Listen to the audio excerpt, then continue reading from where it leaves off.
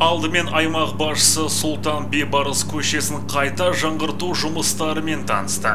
Жалпы ұзындығы 4,2 шақырымды құрайтын жолдың құрылысына 2 миллиард 366 миллион теңге бөлінген.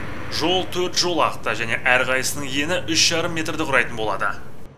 Сұлтан Бейбарыс көшесі Назарбаев даңғылынан Құмкөл трассасына дейін 4,2 шақырымды құрайды.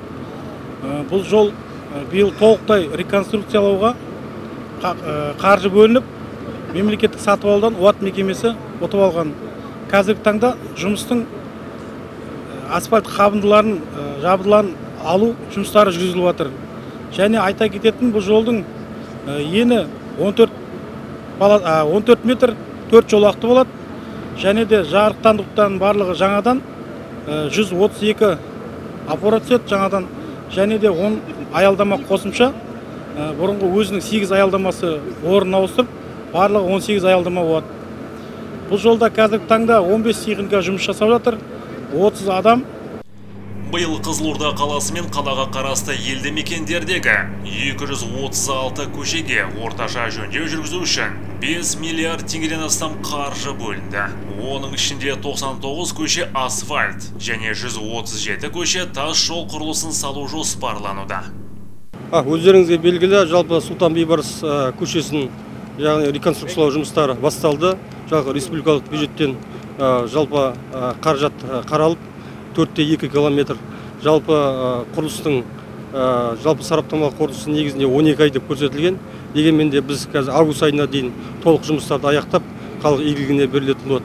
Яғни біз бұған дейін де бұл жолдар мәселесіне байланысты тарлық мәселесі халық көтеріп жүрген болатын. Биыл осы 2020 жылы жалпы осы қаражат республикаға жоба сметалық құжаттар әзірленіп ұсынылған болатын. Бастапқы қаражаттардың бәрі қазір таңда бөлінді. Енді бұл жұмыстар жалпы УАТ мекемесі мердігер болып анықталды. Сапалы уақытында құрылыс аяқталып, халық игілігіне берілетін болады. Жұмыстардың жүргізілу барысын бағамдаған аймақ басшысы жолдың халық үшін маңыздылығын атап өтіп, тиісті сала мамандарына жұмыстың сапалы әрі уақытылы орындалуын тапсырды. Жасалып отқан жобаны жеке қадағалау керек, сапаға үлкен мән беру. Күнделікті өзін аралап, азанда кешке бірінші ойда тұратын нәрсесі сапа болатын. Сол саласы тиісті басқармалармен қатаң бақылауда болуы. Мұнан кейін Нұрлыбек Нәлібаев бастаған топ өткен айда басталған Қызылжарма каналы арқылы Бәйтерек ықшам ауданына өтетін көпір құрылысымен танысты. Жалпы құны 384 миллион теңгені құрайтын жобаны Стандарт Ойл КЗО жауапкершілігі шектеулі серіктестігі жүзеге асыруда. Мұнда ұзындығы 156 метр 2 жолақты жол салынбақ. Құрылыс жұмыстары тамыз айында аяқталады деп күтілуде. Бұл көпірдің басталған уақыты ағымдағы жылдың ақпан айынан басталды. Келісімшарт бойынша аяқталу уақыты осы ағымдағы жылдың тамыз айының аяғына шейін алып берсе.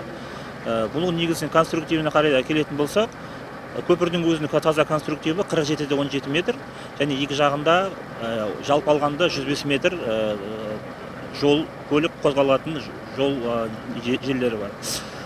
Көпірдің екі пролеттен тұрады, әрқайсысы 21 метрден, яғни әр пролетте 10 балкіден 21 метрлік 20 балк қарастырылған. Қазіргі таңда бұнда көпірдің негізгі болып саналатын свай қағу жұмыстары жүргізіліп жатыр.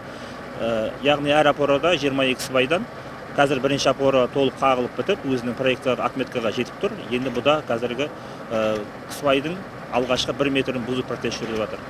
Бұдан әрі бұда арматур каркастары тоқылып, темір бетон жаңағы конструктива дайындалып, бетоны құйылып, әрі қарай келесі конструктиваға жұмыс жүргізіледі.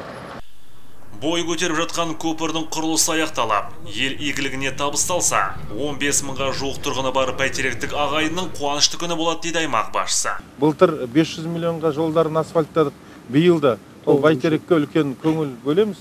Биылда мына 9 көшені жөндейміз деп жатырмыз. Қаражаттары бәрі қаралды. Мына көпір біткеннен кейін бір нарада тұратын біздің жерлестерімізге де бір керемет болады, Құдай қаласа. Биыл өңірде көп жұмыстар жасалайын деп жатыр. Мемлекет басшысының, үкімет басшысының қолдауының арқасында бюджетіміз едәуір ұлғайып жатыр. Көріп жатқан шығарсыздар теледидардан, әлеуметтік желіден. 22 жылдың бюджеті 1 қаңтарға 360 миллиард болып бекітілсе, біздің биылғы бюджет 23 жылдың бюджеті 1 қаңтарға 520 миллиард болып бекітілді. 160 миллиардқа ұлғайды. Бұл бізге деген, біздің өңірге деген мемлекет басшысының үлкен қамқорлығы. Мемлекет басшысы кеше сайланғаннан кейін айтты, біз ауылдарды көтереміз, өңірлерді көтереміз деп үлкен жарлыққа қол қойды, бірінші жарлығына.